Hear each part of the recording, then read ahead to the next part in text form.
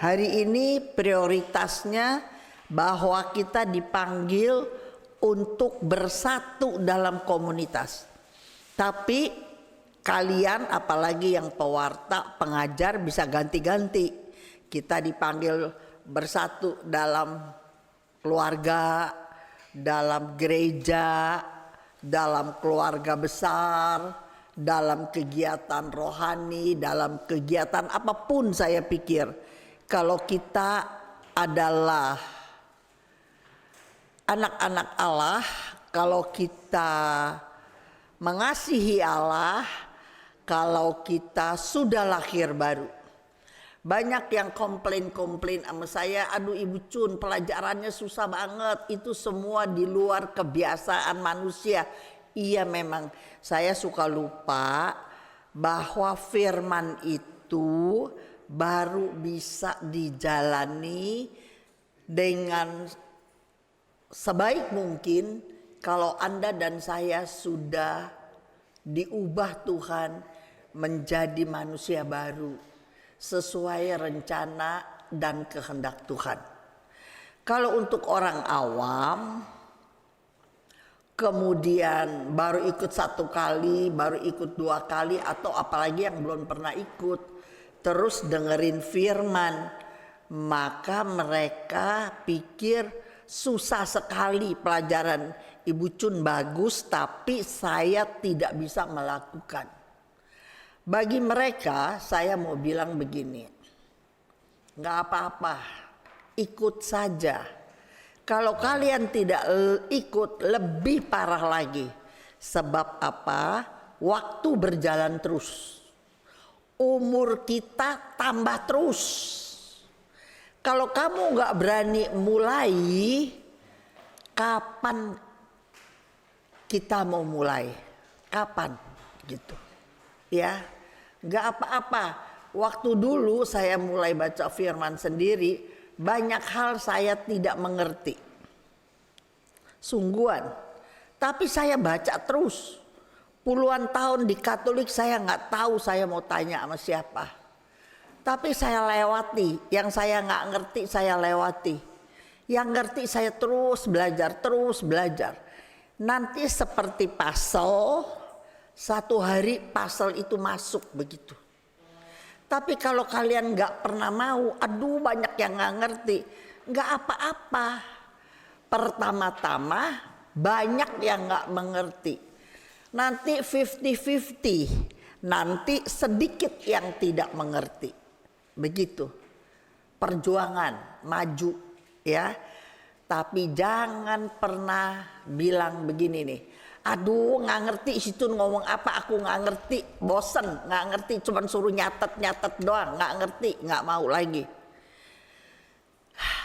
Itu Anda menutup potensi Anda supaya muncul. Sayang, berkali-kali dalam pengajaran saya bilang, terlalu banyak orang Katolik yang tidak mau serius baca firman sampai mereka meninggal. Mereka tidak bisa menggali potensinya semaksimal mungkin. Sebab kita tidak mungkin bisa menggali potensi kita maksimal kalau kita nggak menerima tanggung jawab. Semakin tanggung jawab yang besar kita mau terima, maka kita akan berjuang untuk menjawab panggilan itu. Dari nggak bisa, ditolong teman-teman, dibantu, saling. Kan ada 50 kata saling di perjanjian baru. Akhirnya kita bisa jadi ketua panitia, ketua seksi. Amin. Kita dipanggil untuk bersatu di dalam komunitas. Jadi ini aku ambil dari bacaan kemarin. Markus 1 ayat 17. Markus 1 ayat 17. Yesus berkata kepada mereka, "Mari, ikutlah aku dan kamu akan kujadikan penjala manusia."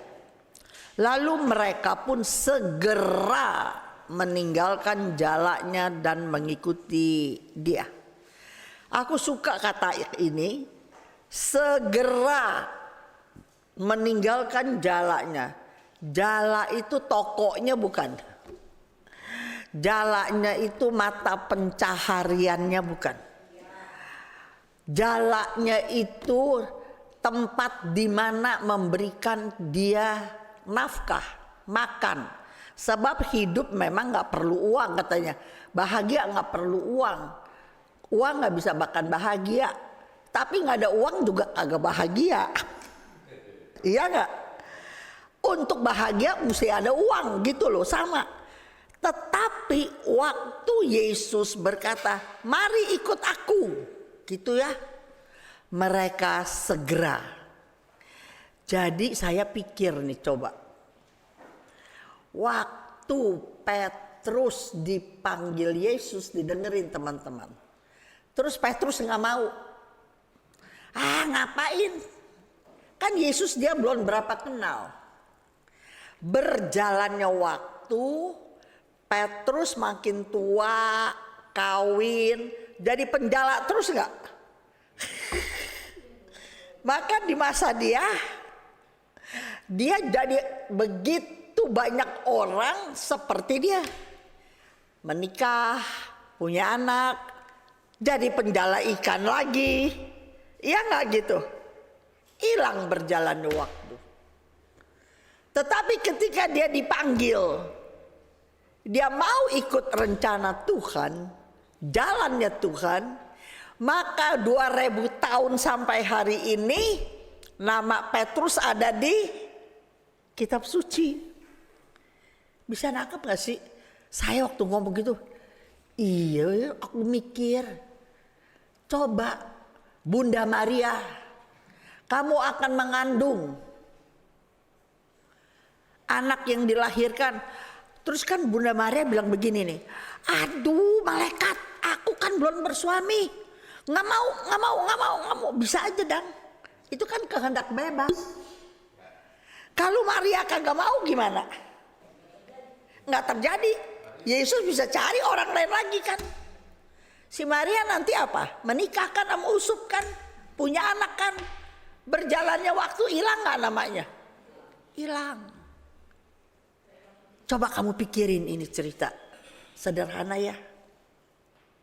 Waktu kamu dapat tugas di komunitas, pasti kamu bilang gini, nggak mau, gue nggak bisa. Suruh-suruh lagi gue kagak datang loh ya gitu. Saya cuma suruh doa, suruh bersaksi, Ibu Cun suruh lagi saya kagak datang. Coba toh, belum disuruh jadi petugas. Tetapi ketika kamu mau ikut rencana Allah, siapa bilang kamu bisa? Kamu memang belum bisa. Tapi kan ada teman-teman, ada senior, nggak mungkin kamu ditinggal sendiri, nggak mungkin. Tapi kamu mau belajar 5 tahun, 3 tahun, lama-lama kamu bisa mimpin nggak? Bisa. Dan kalau kamu jadi berkat bagi banyak orang, seumur hidup kamunya udah mati, sayanya udah mati satu hari. Tapi orang yang diberkati, orang yang dapat berkat dari kita, yang dibangun imannya, orang yang kita tolong dalam kesusahan, yang terpuruk dalam lembah kekelaman, kitanya udah mati. Nama kita nggak mati, amin. Dia akan cerita kepada anak cucunya. Kalau Mother Teresa nggak tergerak punya empati kepada orang-orang di India begitu, dia jadi suster-suster biasa saja, lakukan yang biasa-biasa. Kan orang suka ngomong gini, aduh Cun jangan yang begitu-begitulah Cun, biasa-biasa aja ikut Tuhan. Betul gak Hen? Ngapain begitu, biasa-biasa aja. Kalau biasa-biasa aja berjalannya waktu kita mati, jadi kita orang yang banyak gak orang biasa-biasa? Banyak orang biasa-biasa. Tetapi Tuhan mau pakai kita. Without God, I am nothing. With God, I am become something. Amin. Mau di atas rata-rata? Cuman satu orang lu yang jawab lu. Mau nggak? Gitu dong. Hah? Mau banget, tapi mesti berjuang. Kalau disuruh tanggung jawab, jalanin. Banyak orang begini nih, tanggung jawab. Ya, saya bilang, kamu gini. Oke bos, tapi nggak dijalanin. Kalau tidak dijalanin, tidak taat kepada perkara-perkara kecil, percaya saya, perkara besar tidak datang dalam hidupmu. Amin. Kalau kamu mau menjadi luar biasa, kalau kamu mau dipakai Tuhan maksimal, kalau kamu potensinya mau tergali, setiap tanggung jawab lakukan maksimal dengan semangat yang Tuhan taruh. Makanya saya bilang, tanpa komunitas kita tidak bisa maksimal. Itu kalau pelajaran di komunitas, sesi pelajaran komunitas. Sebab kalau cuman sendirian mau ikut Tuhan, cuman sendirian mau melayani Tuhan, nanti kalau sendirian nih kita pilih-pilih, betul nggak? Oh yang ini ada si Yuliana, ada si Hendy, gue kenal, mau dah gitu. Nanti kalau ini, aduh gue nggak kenal, aduh susah, nggak mau begitu. Tapi kalau ngandelin orang akhirnya mengecewakan nggak? Pasti mengecewakan. Jadi ini luar biasa loh. Yesus nggak terlalu kenal, nggak bagian dari mereka. Yesus bukan penjala yang senior yang ajak, ayo kita keluar aja deh yuk, kita bikin apa? No. Tetapi sesungguhnya memang ada kuasa dalam perkataan Yesus. Mari ikut aku, jangan ikan melulu. Aku akan jadi kau penjala manusia. Penjala manusia kan bisa mempengaruhi orang kan. Harus mempengaruhi orang. Kita harus punya something. Baru orang bisa follow kita. Betul gak? Kalau kita gak punya something, orang bagaimana follow kita gitu. Nah mereka cuman penjala ikan. Tahun-tahunan, turun-turunan penjala ikan. Tetapi lihat jawaban mereka. Bukan hanya jawaban mereka bilang segera, kata-kata itu. Kita kalau dapat tugas diundur-undur terus nggak Henny? Diundur, sibuk, nggak ada waktu. Ini bakal Tuhan loh. Bakal drakor ada waktu. Ada. Bakal ditraktir makan di Season City? Wadah. Diajak ke Mangga 2 suruh pilih baju. Padahal Tuhan sumber berkat. Tuhan sumber kekuatan. Kalau kita cari muka, saya ajarin nih. Kalau cari muka sama Tuhan. Kalau cari muka sama orang kaya, kamu disepelekan, kamu kecewa. Kalau kamu cari muka sama pejabat yang keren-keren terkenal, banyak orang yang mau cari muka sama dia. Belum tentu kamu menarik perhatian dia. Tapi kalau kita mau cari muka sama Tuhan, Tuhan tidak pilih bulu, kata firman Tuhan. Dia tidak pernah pilih kasih. Apalagi Tuhan bisa melihat kedalaman hati kita. Dalam kesibukan kita, sangat sibuk. Tapi toh kita mau prioritaskan tanggung jawab Tuhan. Dan menyelesaikan tanggung jawab itu dengan baik. Kira-kira Tuhan tahu apa enggak? Pasti tahu. Pasti tahu. Tuhan tidak pernah memberikan pencobaan melebihi kekuatan. Tuhan tidak pernah meminta kita melebihi kapasitas kita.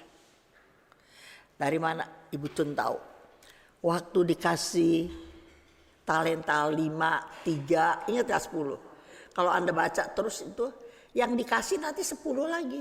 Yang 5 dikasih 5, yang 3 dikasih 3. Nggak ada yang 5 dikasih 20, nggak ada. Hah? Iya, yang 1 itu cerita lain, si males itu.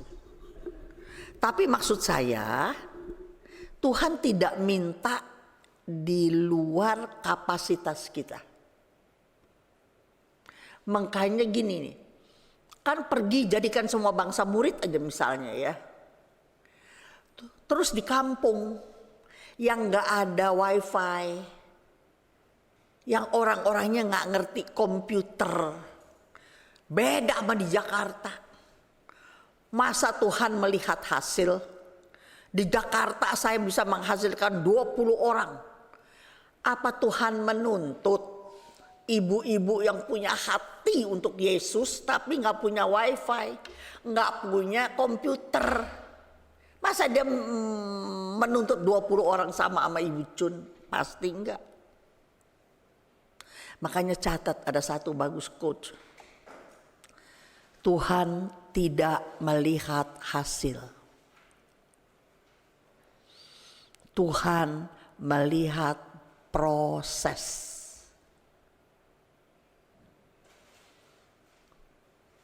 Tuhan tidak melihat hasil, tapi Tuhan melihat proses. Bagaimana kamu sungguh-sungguh menjalankan tanggung jawab yang diserahkan kepada kamu. Bagaimana kamu serius melakukan tugas kamu. Saya ingat sekali ya, dulu Jakarta banjir. Kita mau latihan, tahu nih orangnya ada apa enggak nih di sini. Dia kontrak rumahnya banjir. Tetapi itu jamnya latihan. Dia datang juga jalan ke depan. Kerendam. Barang-barang dia ditaruh di kepala pakai plastik. Tetapi dia tetap jalan. Latihan.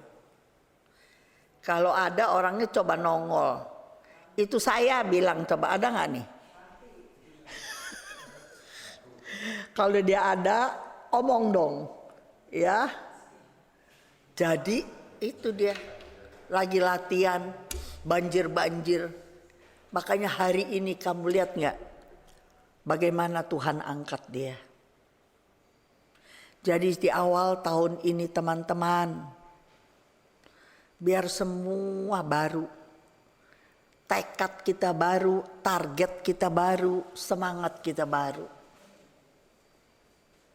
Kalau kalian dapat tugas tanggung jawab, lakukan dengan segenap hati, segenap jiwa, segenap akal budi, dan segenap kekuatan. Sebab Tuhan tidak melihat hasil. Tuhan melihat proses. Kemarin ada bacaannya diterusin di ayat 19-20. Markus 1, 19-20. Setelah Yesus meneruskan perjalanannya sedikit lagi, dia lihat ada Yakobus, anak Zebedius, dan Yohanes saudaranya. Jadi anaknya Zebedius, Yakobus, dan Yohanes ini akan keluar terus di cerita-cerita Yesus. Yakobus dan Yohanes, anak Zebedius. Dia juga sedang membereskan jalanya. Ayat 20, Yesus segera memanggil mereka. Dan mereka meninggalkan ayahnya Zebedius di dalam perahu bersama orang-orang upahannya, lalu mengikuti dia. Kalau tadi si Petrus meninggalkan jalanya poinnya, tetapi 19-20 ini bukan hanya jala yang ditinggalkan, keluarga juga ditinggalkan. Jadi ada dua. Sama-sama pasti Petrus juga meninggalkan ayahnya, pasti gitu. Tetapi banyak orang bilang, aduh ayah saya gak bisa. Ada nih satu pekerja bagus sekali. Ya Tuhan bikin dia jadi mapan ya. Soalnya kerja, tadinya berdua kerja. Sekarang akhirnya Tuhan angkat dia, sedikit-sedikit dia udah punya simpenan. Terus sedikit-sedikit suaminya juga udah naik. Kemudian dia dipanggil sama bosnya. Nggak lama-lama kok. Saya cuma butuh kamu 3 bulan aja, 3 bulan. Beresin ini. Udah kamu boleh pulang. Terus dia bilang nggak bisa. Saya di rumah ada ibu saya. Kenapa ibunya? Udah tua. Tapi udah tua masih bisa masak. Bisa sekali. Bisa. Tapi saya nggak tega. Nah. Kalau aku bilang. Kurang bijaksana. Kenapa? Dengan dia kerja 3 bulan, dia bisa tambahan income kan. Cuma 3 bulan loh dikasih batas. Dan ibunya nggak cacat, nggak buta, nggak lumpuh. Dan dia udah kerja lama, dia udah dapat income bagus. Nah ini nih, orang bisa balas budi apa enggak? Sebab itu bosnya bilang, saya butuh sekali. Dia operasi kaki nggak bisa jalan. Kalau saya enggak 3 bulan, saya udah bisa jalan, kamu pulang nggak apa-apa. Sampai mohon-mohon, tapi tetap nggak mau. Kata aku, dia cerita sama aku, lu salah sih. Bilang dong, lu mau kasih berapa duit, betul ya? Kasihnya jelasin dong, kasih berapa duit. Lah jadinya dia jadi lihat duit dong Cun. Lah iyalah, orang hidup pasti perlu duit. Coba kamu bilangin dong. Iya gue salahnya kagak bilang mau kasih berapa duit. Ya udah gak usah kecewa. Makanya mengandalkan manusia kecewa. Tapi lu masih ada kurang salah.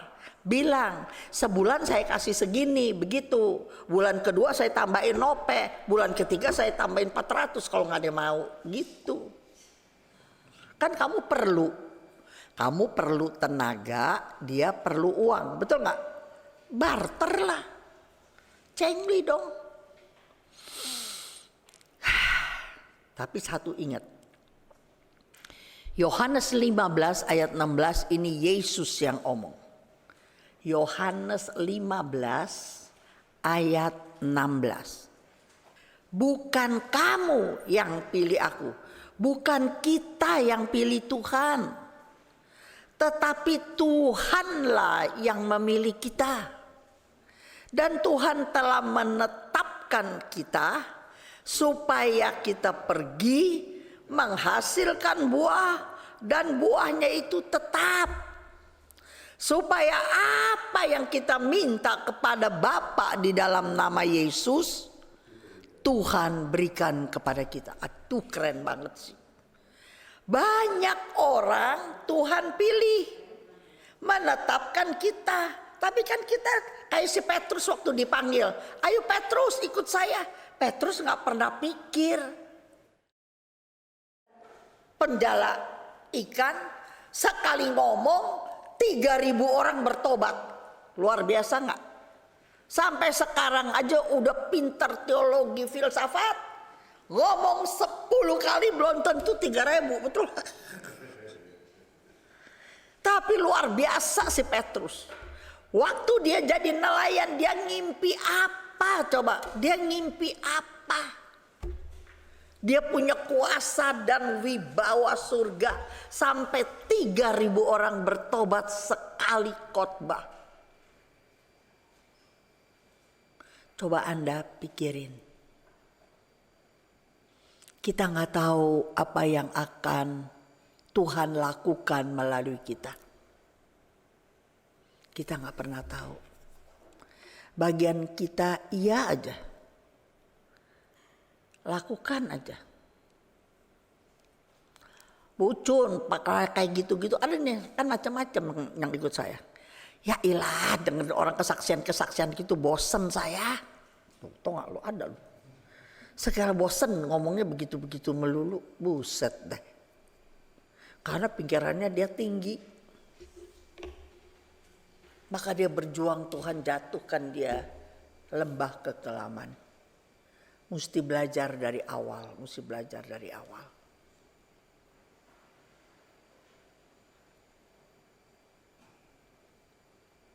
Tuhan yang menetapkan, Tuhan yang pilih. Coba tepok deh sebelahnya, serius amat sih. Bukan kamu yang mau datang, tahu, bilang Tuhan yang panggil kamu, gitu bilang coba sama sebelahnya. Bukan kamu yang kerajinan, Tuhan yang ringankan langkah kamu, gitu. Kalau nurutin sendiri males, bener nggak? Males kan? Jadi bukan kita yang pilih Tuhan, teman-teman. Tuhan yang pilih kita. Saya kalau ingat ayat ini satu aja ketika saya lagi males-males gitu ya. Aduh, kenapa harus saya lagi sih yang begini-begini, kenapa mesti saya sih. Terus saya ingat, bukan saya yang pilih Tuhan, tapi Tuhan pilih saya. Kalau Tuhan pilih saya, maka saya harus pegang tanggung jawab. Enak, ini upahnya langsung tertulis upahnya, coba dengerin. Supaya apa yang saya minta kepada Bapa dalam nama Yesus diberikannya kepada saya. Luar biasa gak nih? Udah dia suruh, dia ingetin, langsung ada upahnya. Sama dong kayak tadi, mau kerja gak lu? Kalau sebulan gue kasih 2 juta. Bulan kedua gue kasih 2.200.000. Bulan ketiga gue kasih 2,5 juta. Begitu. Itu kalau 2 juta. Kalau 3 juta, kalau 4 juta, ayo. Siapa yang gak kepengen? Dia perlu, Tuhan juga perlu. Tanpa Anda dan saya, Tuhan gak bisa kerja apa-apa. Karena dia gak punya anggota tubuh. Tapi kalau kita tolak, dengar teman. Kalau kita tolak, ada banyak orang yang Tuhan bisa panggil. Amin gak?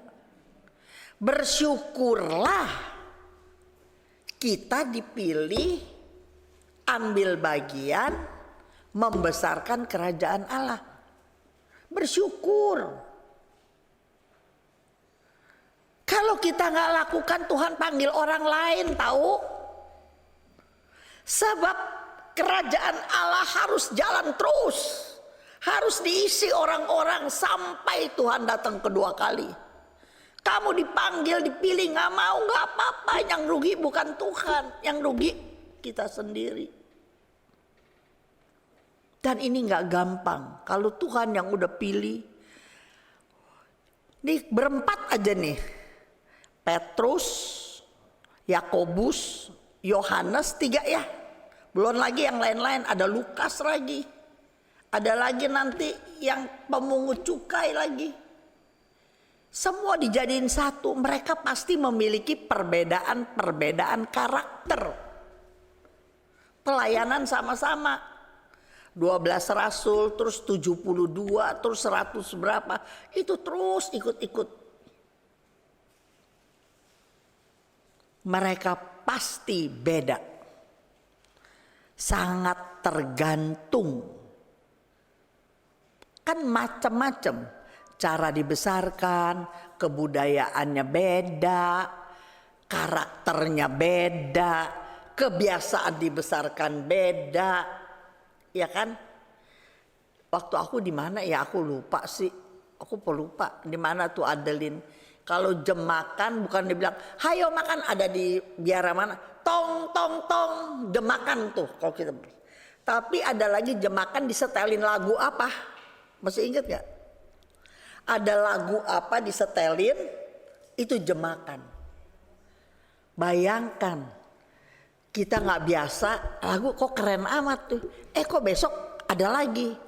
Terus jadi aku tanya, Pastor, lagunya sama ya, jam 7 lagunya sama, diputerinnya sama. Itu jamnya makan Cun gitu.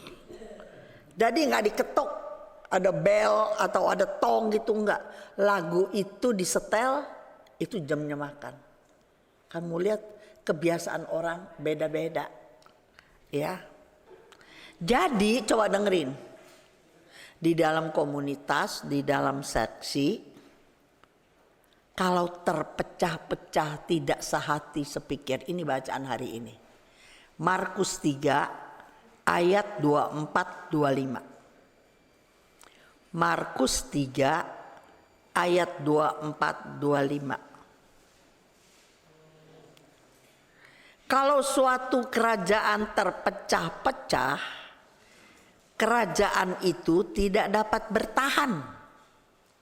Dan jika suatu rumah tangga terpecah-pecah, rumah tangga itu tidak dapat bertahan.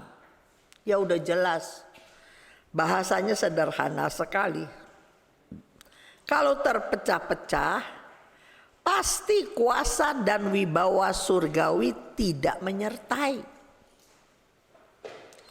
Kalau kita mau ngadain kerja, kita nggak satu suara, maka susah sekali menyelesaikan acara.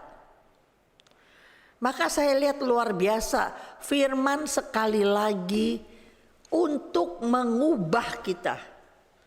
Firman itu gunanya untuk merubah karakter kita.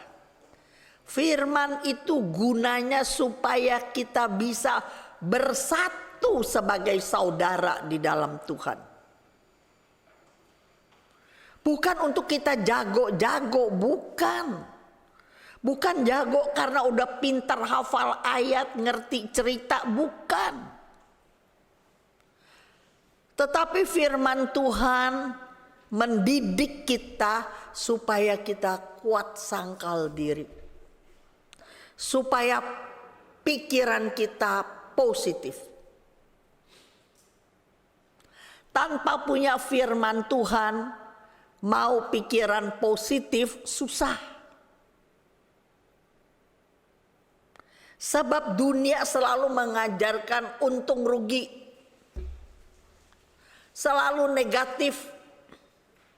Banyak orang yang konseling sama saya puluhan, ratusan. Semua ribut karena apa? Pikirannya apa Li? Pikirannya Li? Negatif. Merubah pikiran negatif jadi positif susah gak? Tidak susah. Jangan ngomong susah aja orang senior ya. Bersama Roh Kudus saya bisa. Kalau pola hidup kita harus gimana Linda? Orang yang dilahirkan kembali adalah pola hidupnya apa? Kemarin aku baru omong Rita. Doa dan firman harus menjadi gaya hidup. Pola hidup, catat itu. Pola hidup itu dilakukan hari lepas hari. Makanya disebut pola hidup. Saya selalu bilang, kalau anak-anak pulang dari luar negeri yang ada 4 musim, dari nggak bisa minum, pulang-pulang jadi jago minum. Bukan mau jadi pemabok, tapi kalau saking dingin, kalau minum wine jadi anget. Yang nggak doyan kopi, kebiasaan abis makan mesti ngopi. Coba kamu lihat semua yang bikin coffee house gitu, banyak bukan orang tua-tua yang bikin. Depot-depot kopi itu dibikin oleh anak-anak muda yang punya duit, yang udah ngerasain kopi enak atau nggak enak. Saya nggak rasa tuh, pokoknya kopi aja lah gua. Kopi pakai gula, udahlah kopi aja gitu. Tapi orang yang taste-nya tinggi bisa kenalin, ini rada asem, ini pas gitu, tau nggak? Bisa. Udah biasa tahun-tahunan di luar negeri cari kopi-kopi yang cocok. Tapi sekali lagi, orang yang berbeda-beda itu bersatu dalam komunitas dan ada tugas di komunitas. ada misi, visi yang harus dijalankan. Dan dia harus berjalan merangkak, belajar, supaya hidup bersatu. Kerjain sendirian sama kerjain rame-rame, enakan mana? Enakan rame-rame. Target yang dicapai juga pasti lebih besar, iya kan? Kalau sendirian, kayak presiden, raja, punya dewan penasehat nggak? Iya, nggak mungkin si kepala ini segala macam dia lihai, nggak bisa. Dia dipilih supaya memimpin. Tapi bagian ini dia yang jago, bagian ini dia yang jago, bagian ini dia yang pinter gitu. Tetapi si pinter-pinter ini karakternya gimana? Percuma pinter kalau sama Tuhan. Kalau karakternya tidak sesuai dengan rencana Allah. Saya ulang ya. Percuma kamu pinter kalau kamu gak bisa kerja sama. Tulis saya. Percuma kamu bawa dana yang besar. Orang pikir dengan uang bisa mempengaruhi. Pertama-tama bisa. Tapi lama-lama dengan dana yang dia bawa, kalau karakter dia gak bagus, orang tidak bisa kerjasama. Kalau orang tidak bisa bekerja sama, tim ini bisa jalan lancar nggak? Bisa nggak? Nggak bisa. Walaupun ada dananya, tetapi tidak ada sehati sepikir. Bisa nangkep nggak?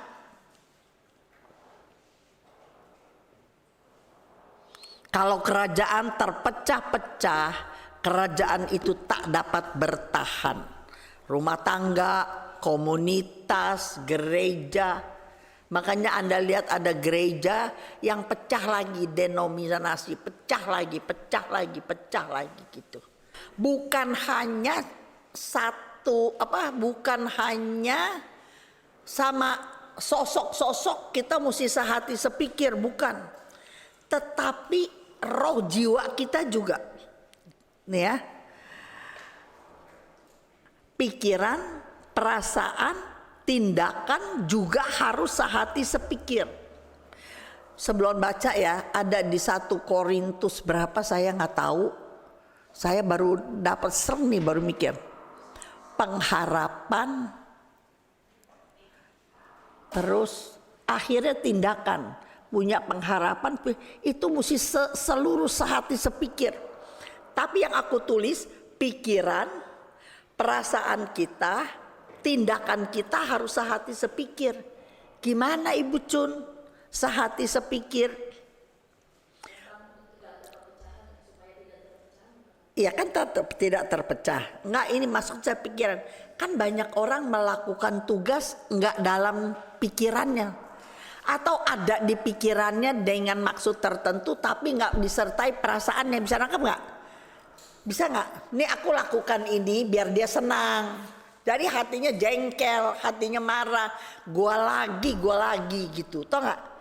Hatinya, perasaannya nggak senang. Jadi tindakannya asal-asalan doang. Bisa nangkep ya sekali lagi nih. Diri kita kan ada pikiran, perasaan, kehendak. Jiwa kita ada pikiran, perasaan, kehendak. Pikiran, perasaan, kehendak harus selaras, harus sama. Banyak dari kita melakukan pelayanan, tetapi sebenarnya pikiran, perasaannya nggak sesuai sama tindakannya. Bisa nangkep nggak nih? Yuliana nangkep, nah senang. Bagaimana misalnya coba? Coba, Yuliana disuruh bikin bakmi 3 kilo. Nah, dapat tugas kan? Coba aku kasih contoh nih. Yuliana disuruh bikin bakmi 3 kilo. Jawabnya iya dong, tugas kan? Pikirannya kan gak enak kalau kagak masak dong, tugas kan. Dia pintar masak. Pikirannya gimana? Pikirannya gimana disuruh masak 3 kilo? Coba, kan capek. Dibayar apa enggak nih? Digantiin apa enggak nih? Pikirannya. Perasaannya jengkel enggak? Hei, ini lebih pintar, kenapa suruh gua? Bisa nangkep gak tuh 3? Jadi tindakannya bikin bakmi gorengnya sembarangan enggak? Ngedumel.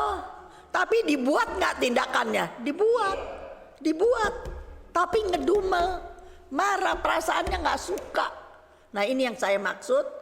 Pikiran, perasaan, tindakan harus selaras. Jadi ingat ya, sangat penting jadikan pikiran, perasaan, tindakan harus sehati sepikir. Kewajiban kita sebagai orang yang dipanggilnya, tugas berat apa enggak? Supaya kita membutuhkan keteladanan. Kalau perusahaan mencari pekerja yang pinter, ya enggak? Yang potensi, yang bisa mengerjakan rangkap kalau bisa. Tapi kalau kerja rohani bukan. Kalau kerja rohani pinter kayak apa, hidup kamu harus jadi teladan. Tulis itu, garisin merah, hijau, kuning, biru. Saya berdoa sama Tuhan, kalau orang itu nggak jadi teladan puluhan tahun, jadi mata sepet, duri dalam daging, Tuhan buat 1001 cara. Biar dia pergi sendiri dari komunitas. Kalau saya mau pergi tur, Tuhan supaya jangan ada nanti yang membawa perpecahan di dalam tur saya, di dalam bus saya, di dalam kegiatan saya. Kalian doa begitu. Biar Tuhan yang saring, bukan kita yang saring. Kalau kita saring ntar orang sakit hati. Tahu-tahu maminya sakit, tahu-tahu emaknya ada di mana dia mesti pergi, dia batalin. Aduh, dia batalin gua. Aduh, napas lega. Biar Tuhan yang saring.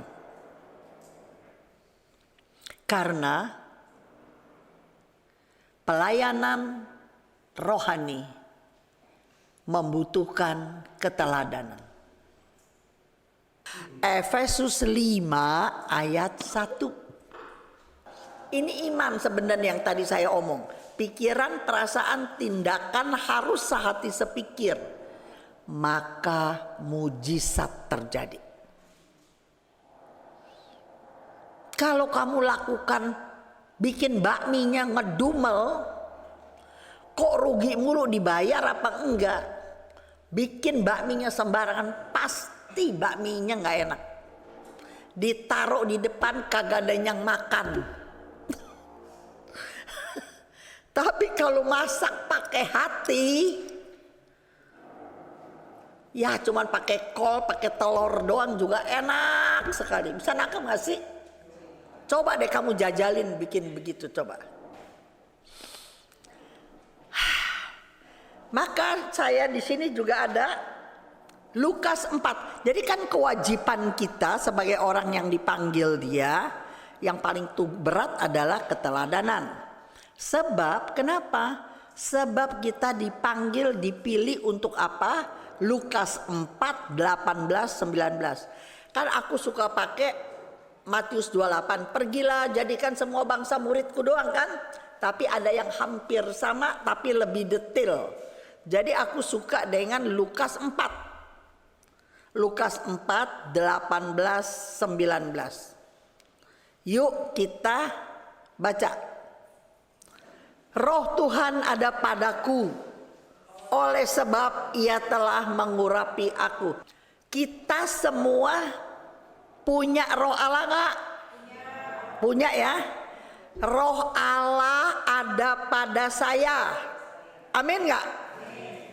Sebab Tuhan telah mengurapi. No. Oleh sebab ia telah mengurapi, ia nih kan Yesus yang omong, ianya Bapa, Roh Kudus telah mengurapi Yesus, betul gak? Untuk apa? Sama dong sama kita. Kita juga udah diurapi Tuhan untuk apa? Satu, menyampaikan kabar baik kepada orang-orang miskin. Kalau kita mau menyampaikan kabar baik, kita harus jadi teladan gak? Jangan sampai kita menjadi aktivis komunitas, tapi mulut kita yang keluar berita yang buruk. Apa kata kamu? Gosip, toksit gue kirain. Bisa juga. Sebab kalau ada orang yang suka marah-marah, ngomongnya nggak bener, kita tahu rumah tangganya yang kata si Hendy kemarin tuh hari Senin. Terus dia bawa firman. Ya, makanya perbaiki karakter. Nomor satu, perbaiki karakter. Kalau kita udah jadi benar, baru kita bisa menyampaikan kabar baik. Ayat 19, membebaskan orang-orang tawanan. Tawanan dari trauma, dari belenggu dosa, dari kebiasaan buruk, ya kan? Aku nggak mau bahas detail itu. Penglihatan bagi orang-orang buta, kita bukan dokter katarak. Kita memberikan penglihatan bagi orang-orang buta. Buta apa? Yang kenceng. Buta kebenaran. Buta kebenaran, nggak tahu jalan yang benar, kebiasaan menjadi jalan yang baik belum tentu benar, tetapi banyak orang buta akan kebenaran. Membebaskan orang-orang yang tertindas, ini pilih kasih, ketidakadilan. Sebab apa? Tahun rahmat Tuhan telah datang. Ditutup dengan berita ada pengharapan di dalam Yesus. Ada pengharapan. Kalau kalian putus asa, nggak ada solusi, nama Yesus memberikan pengharapan. Oke, kan temanya kita dipanggil untuk bersatu. Dalam komunitas, dalam kelompok, dalam apa aja, gereja, gerakan. Nah sekarang siapa yang selalu ambil bagian supaya kita gak bersatu, kita terpecah-pecah. Kayak tadi pelajarannya, bacaan hari ini Markus 3, 24, 25. Kita terpecah. Biasanya kerjaan siapa coba? Kerjaan iblis, itu pasti kerjaan iblis. Setan dapat mempengaruhi perasaan, pikiran, dan tindakan kita. Tulis dulu. Iblis dapat mempengaruhi perasaan, pikiran, dan tindakan kita. Matius 16 ayat 23. Matius 16 ayat 23. Kalau dalam kehidupan setiap orang pastilah, contohnya misal dilepas aja sekarang saya omong, pasti kalian punya kesaksian bagaimana iblis mengganggu pikiran kamu, perasaan kamu, ya kan? Tapi saya mau ambil dari kitab suci saja. Matius 16:23 berkata, maka Yesus berpaling dan berkata kepada Petrus, enyahlah iblis. Tapi kalau Anda baca ini sebelumnya perikopnya tentang Yesus bilang sama Petrus, inilah kunci kerajaan surga. Apa yang kau ikat di bumi terikat di surga. Apa yang kau lepaskan di bumi terlepas di surga. Jadi ini Petrus baru diangkat, pegang kunci kerajaan surga. Perikop bawahnya langsung Yesus bilang, enyah engkau iblis. Lucu kan? Engkau suatu batu sandungan bagiku, sebab engkau bukan memikirkan apa yang dipikirkan Allah, melainkan apa yang dipikirkan manusia. Ini Yesus yang ngomong loh teman. Jadi perhatiin, dalam hidup Anda hari lepas hari, pikiran kita harus dipenuhi oleh pikiran Allah. Kalau kita tidak pikirkan apa yang dipikirkan Allah, maka yang masuk dipikirkan pikiran kita cara dunia bukan? Ya udah itu aja. Sebab engkau bukan memikirkan apa yang dipikirkan Allah. Jadi dia pakai cara manusia, kan Yesus bilang, aku nih mau mati, menderita 3 hari lagi, 3 hari begini. Ngomong, kan Petrus bilang, jangan, gak boleh. Lengkain dulu jenazah saya gitu kan. Maka kata Yesus, iblisnya, kok iblisnya sama si Petrus? Coba kamu pikir, orang yang dipercaya, orang yang diandalkan oleh Yesus, sekarang menjadi soko guru. Kok Yesus tega-teganya ngomong sama Petrus, enyahlah engkau iblis. Karena apa? Karena iblis mempengaruhi perasaan dan pikiran Petrus secara dunia. Masa Yesus yang dielulukan, yang menjadi berkat bagi banyak orang, masa mau mati gitu loh. Dan tindakannya berupa jangan terjadi itu. Bisa nangkep gak nih begini nih? Jadi dia pikir pakai cara dunia. Cara Tuhan itu gak masuk akal teman-teman. Semua perintah Tuhan tidak masuk akal, gak masuk akal. Contohnya ya, saya udah kasih bolak-balik, ini termasuk contoh Tuhan lagi. Kita tidak boleh bertindak tidak adil, betul gak? Ya kan? 1 Kor 6 ayat 9, orang tidak adil tidak masuk kerajaan Allah. Tetapi di 1 Kor 6 ayat 7, adanya saja perkara kamu satu sama lain udah merupakan kekalahan. Mengapa kamu tidak lebih suka menerima ketidakadilan? Mengapa kamu tidak lebih suka dirugikan? Jadi begini nih, kita anak Tuhan tidak boleh tidak adil. Bisa nangkep? Gak boleh gak adil kan? Tapi kalau ada orang tidak adil sama kita, kita harus terima. Kan gak masuk akal. Dan perintah Tuhan semua gak masuk akal. Ada lagi tuh di Matius 5:44 kalau gak salah. Coba betul apa enggak?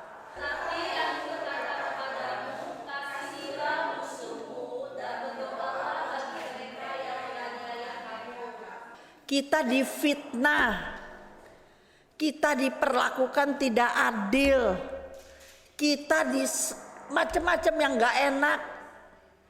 Tapi kita disuruh doain berkat dia, coba masuk akal gak? Kan munafik, waktu pertama-tama kan orang pada gini, munafik dong Ibu Cun. Orang gue lagi benci setengah mati sama dia, sekarang disuruh berdoa bagi dia. Sekali lagi saya mau bilangin, ini udah bosan saya ngomong, tapi gini. Memang sulit. Bukan soal bisa atau tidak bisa. Tapi soal mau apa tidak mau.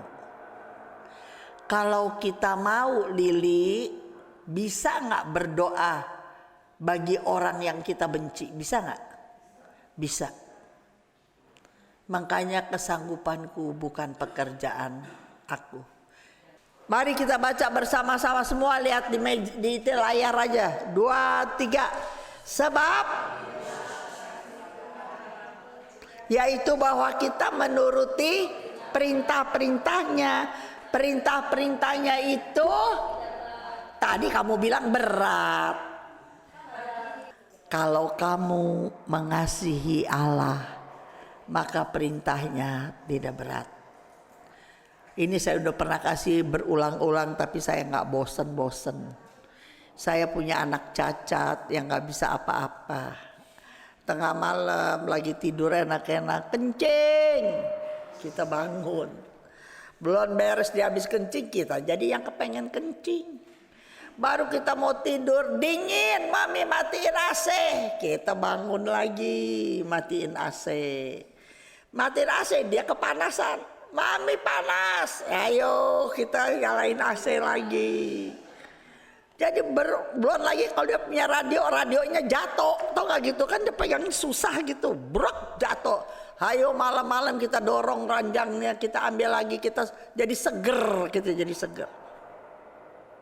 Dan itu saya lakukan bukan 5 tahun, bukan 10 tahun. Nanti Maret dia 51 tahun. Orang kalau lihat saya sekarang kayaknya fine-fine aja ya. Padahal udah tua begini yang penting kan tidurnya nyenyak, betul nggak? Kita capek kayak apa sepanjang hari no problem. Asal malam tidurnya enak, betul nggak? Udah capek begini tidurnya begitu. Kalau saya nggak cerita detail kelihatan nggak? Kelihatan nggak saya susah tidur segala? Kelihatan nggak? Enggak.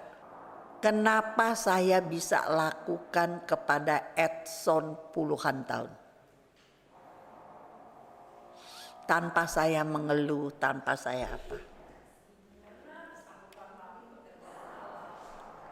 Karena saya mengasihi Edson. Kalau seorang mengasihi seseorang, maka bedanya tipis nih antara bodoh sama cinta. Hah? Bucin, buta cinta gitu. Budak cinta, oh budak cinta. Kalau anak udah gede, kan aku kan suka kasih contoh. Kalau masih bayi sampai masih bisa setahun ke bawah. Apalagi anak yang ditunggu-tunggu, laki minta dapat laki, anak pertama, perempuan minta perempuan. Setahun masih lucu-lucunya. Itu yang tadi aku bilang nih, ini bisa kasih contoh lagi. Pikiran, perasaan, tindakan, fokus sama kasih. Dia wah, kita lagi makan sop buntut nih, kita kasih susu, dia masih wah. Barang kita lihat pampersnya dia buang air besar. Jadi kita beresin dulu, lap dulu, baby oil, pasangin pampers lagi, pindahin lagi, baru kasih susu. Kita mau makan buntut kita gimana? Udah ngendal. Kita ngamuk nggak? Kita ngomel nggak? Karena segenap tadi bakal anak. Tapi kalau ini anak umur 8 tahun, kita lagi makan sop buntut, dia teriak cebokin. Ada tuh anak begitu ada. Sama susternya ada. Habis buang air dia teriak cebokin. Teriak-teriak susternya kagak datang. Kita kesel nggak nih? Sebab pikiran, perasaan, kehendak udah nggak satu lagi. Bisa nangkep teman-teman? Contoh lain lagi nih, contoh. Kalau masih pacaran, udah sejam dia datang mau jemput kita pesta. Aduh maaf deh saya gini-gini. Ayo nggak apa-apa, betul nggak gitu? Nggak apa-apa. Coba sekarang udah jadi pasangan suami istri. Dia suruh nungguin kita sejam mau. Nggak mungkin tuh, semua bilang nggak mungkin. Kenapa? Kan sama orangnya. Lu udah kelar dulu, ntar gue tinggal pakai baju 5 menit kelar. Pikiran, perasaan, tindakan untuk si pacar. Itu contoh-contohnya, bisa nangkep? Udah kawin, udah bosen. Karena dalam hidup tidak ada yang abadi. Di dalam hidup tidak ada yang kekal, termasuk cinta. Cinta udah gak ada yang kekal. Makanya dulu waktu pacaran, kalau gak kawin sama kamu, saya lebih baik gak kawin. Atau saya lebih baik mati. Baru 3-4 tahun udah cari cewek lain lagi, coba tuh. Siapa yang bisa memecah belah kekerajaan siapa? Iblis. Kalau Tuhan suruh bersatu, dia selalu kepengen yang kebalikannya. Iblis bisa niru semua karunia Tuhan. Dengerin nih, saya ulangi. Iblis bisa meniru semua. Mau kasih kaya bisa, mau bikin pura-pura sabar bisa, suruh menyembuhkan bisa, suruh apa bisa, mujizat bisa. Iblis juga bisa mujizat. Tapi kalau Allah punya jalan, kuasa Roh Kudus, mujizat itu membawa kepada damai, sukacita, persatuan, menjadi lebih dekat kepada Tuhan. Ya, orang yang tadinya nggak dekat sama Tuhan, ketika mengalami Tuhan, jadi cerita tentang kasih Allah. Jadi dekat sama keluarga, mau datang kepada Yesus, ada damai sejahtera. Itu ada contoh dari kita tuh, warta kita yang laki. Terus kalau dari setan, mau kaya bisa, mau apa? Tapi nggak ada damai sejahtera, nggak ada sukacita, dan dia pasti minta upah. Saya bilang dia pasti minta upah. Ketika upah ditagih, hilanglah damai sejahtera kita. Betul nggak? Oke, jadi ingat ya. Yesus paling suka sama Petrus, dia yang panggil, tapi dia bisa berkata, "Enyahlah iblis." Sebab iblis bisa mempengaruhi perasaan, pikiran, dan tindakan kita. 2 Kor 11 ayat 3 berkata, 2 Kor 11 ayat 3. Oke. Tetapi aku takut, kata Paulus nih, kalau pikiran-pikiran kita nanti disesatkan dari kesetiaan kita yang sejati kepada Kristus. Sama seperti Hawa diperdayakan oleh ular itu dengan kelicikannya.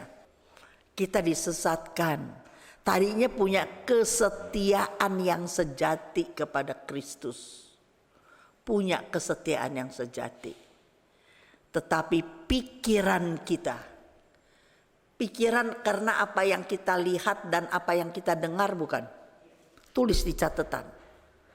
Pikiran kita tergantung dari apa yang kita lihat, apa yang kita dengar. Makanya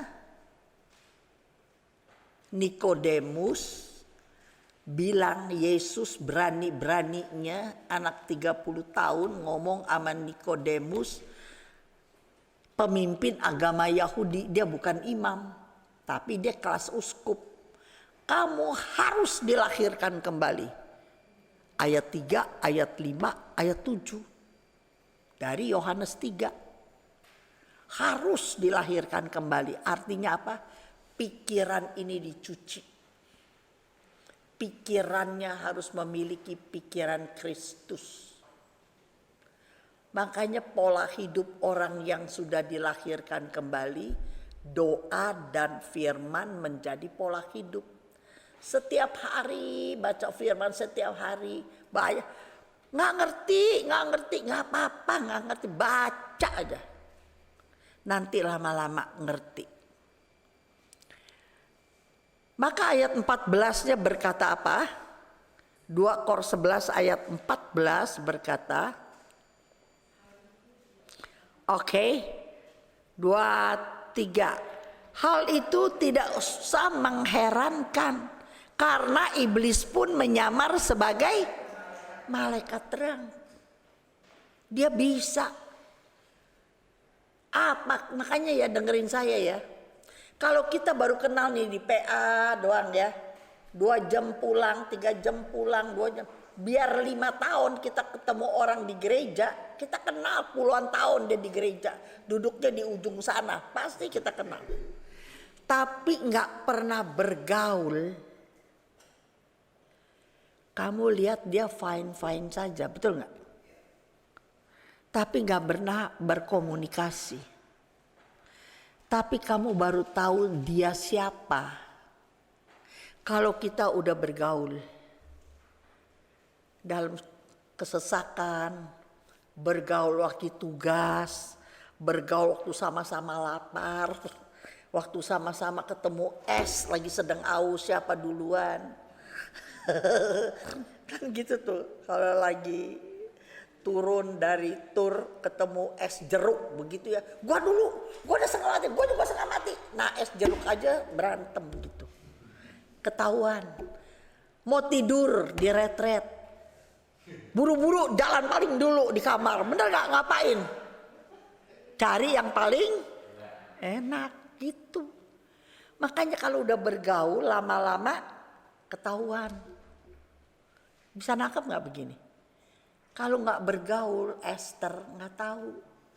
Cuman datang PA makan pulang, bergaul nyanyi latihan pulang, nggak tahu. Ya, tetapi kalau kita bergaul maka kita tahu.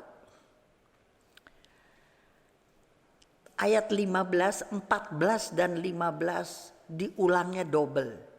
Coba baca ayat 15-nya lagi. 2, 3. Menyamar sebagai pelayan-pelayan kebenaran. Kesudahan mereka akan setimpal dengan perbuatan mereka. Nggak ada yang tidak bisa dibukakan oleh Tuhan. Catat itu. Kalau menyamar-menyamar, pura-pura sok suci, bisa pinter kasih alibi, bisa kasih lihat kelihatannya yang secara jasmani dia rohani. Tulis tuh begini nih. Dilihat secara jasmani adalah rohani. Tetapi kalau kita udah kenal bertahun-tahun bersama, baru kita tahu bahwa apa? Belangnya. Baru kita lihat, saya pakai bahasa yang bagus. Kelas berapa di hadapan Tuhan? Dia baru kelas berapa di hadapan Tuhan? Sebab banyak orang hafal ayat. Otaknya encer sedikit, rajin sedikit, udah hafal ayat. Betul gak gitu? Terus dia rada puitis, rada melankolis, maka doanya juga keren, betul nggak? Waduh, tetapi kalau kenal tanya suaminya, yang suami tanya istrinya, tanya anaknya, tanya orang tuanya, coba. Kan tadi saya udah bilang, jadi pelayan Tuhan supaya ada persatuan, yang dibutuhkan adalah keteladanan, ingat ya? Nah itu dia. Bagian terakhir, supaya ada persatuan di dalam komunitas, kalau kita ada persatuan, maka ada kuasa di dalam pelayanan. Hanya kalau orang sehati sepikir, kalau orang ada persatuan. Ini yang paling sering ada lagunya, Mazmur 133 ayat 1. Mazmur 133 ayat 1. Nyanyian Ziarah Daud. Sungguh alangkah baiknya gitu. Baiknya, sungguh indahnya. Hidup bersama, rukun bersama. Rukun bersama, ingetin ya kata-katanya garis tuh ya, rukun bersama Maka ayat ketiganya berkata apa ayat ketiganya? Seperti embun gunung Hermon turun ke atas gunung Sion, sebab kesanalah Tuhan memerintahkan berkat kehidupan untuk selama-lamanya.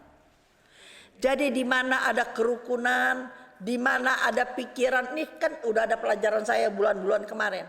Kalau pikiran kita positif, mulut kita positif, kebiasaan kita positif, aura kita jadi positif.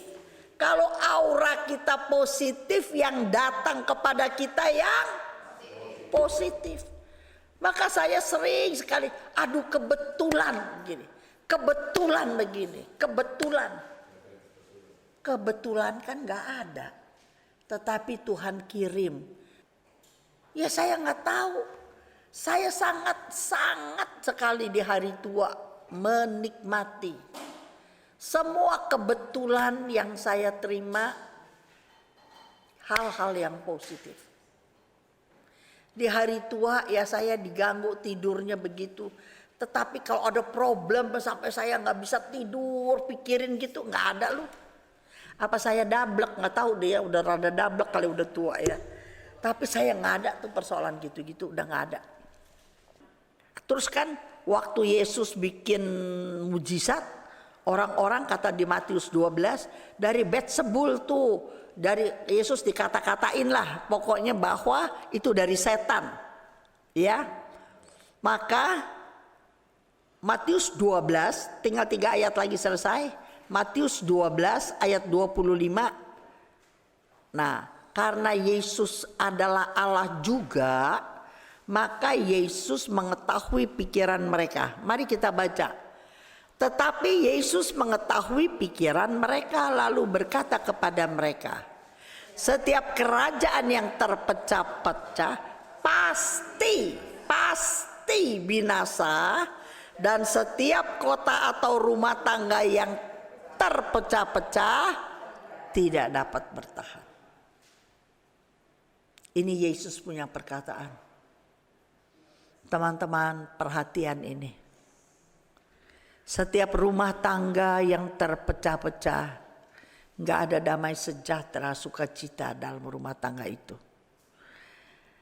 Kerajaan yang terpecah-pecah pasti binasa.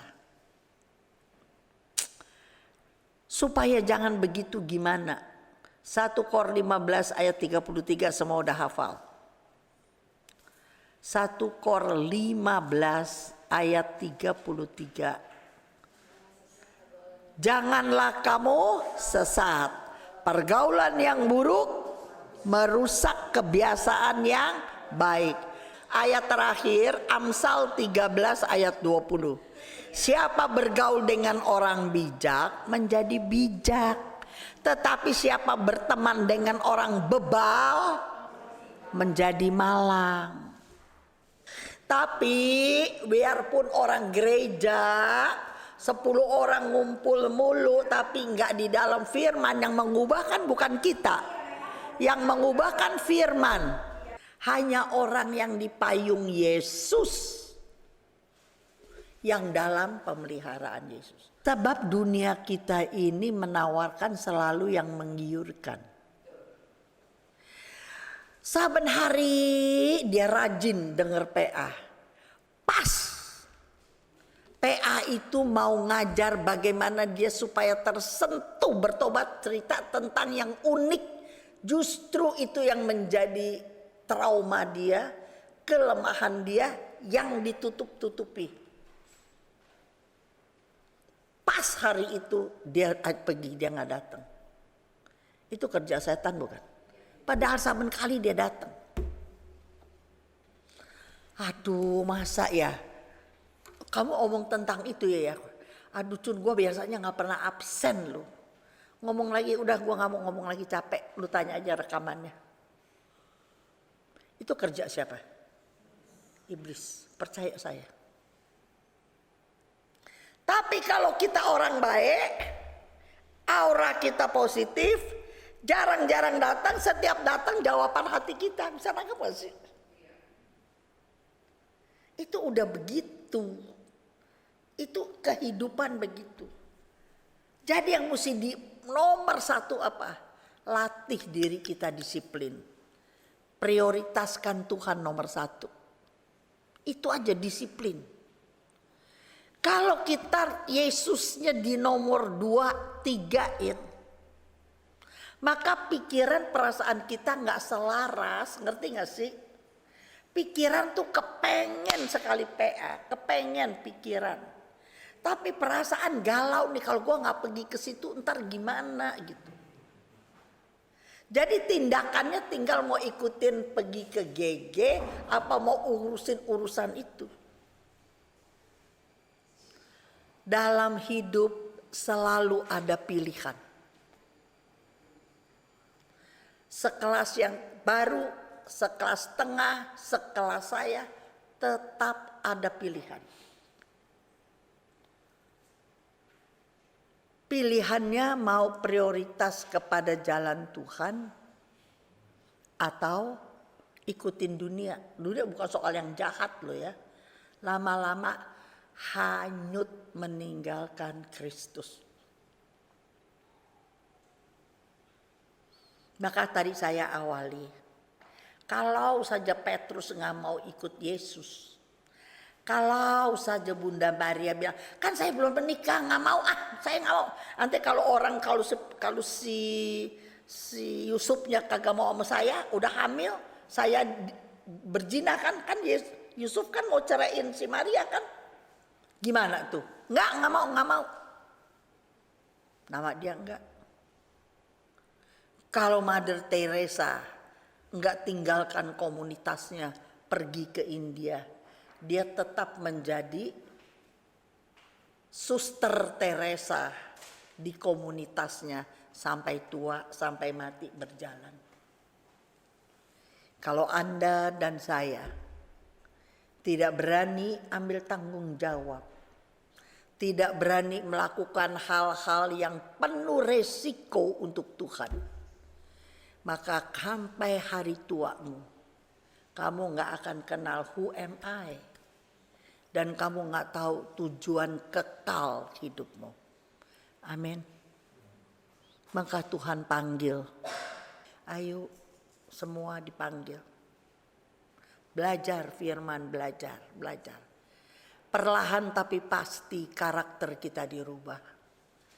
Kalau kita bisa jadi imitator of God, maka orang akan kirim. Ada ayat terakhir di mana tuh ya? Kalau nggak salah sih Yohanes 6 sebagai ayat terakhir ini, ingat nih. Kalau nama Yesus ditinggikan, dia akan menarik banyak orang. Ayo sebagai ayat terakhir semua baca ya, semua baca 2, 3. Dan apabila aku ditinggikan dari bumi, aku akan menarik semua orang datang kepadaku. Kalau kita pertemuan ada apa, maka tinggikan nama Yesus. Maka kita akan banyak orang datang. Jangan tinggikan apa yang kita bisa, jangan tinggikan apa yang kita punya. Itu namanya kita jadi batu sandungan sebagai umat Allah. Amin. Amin.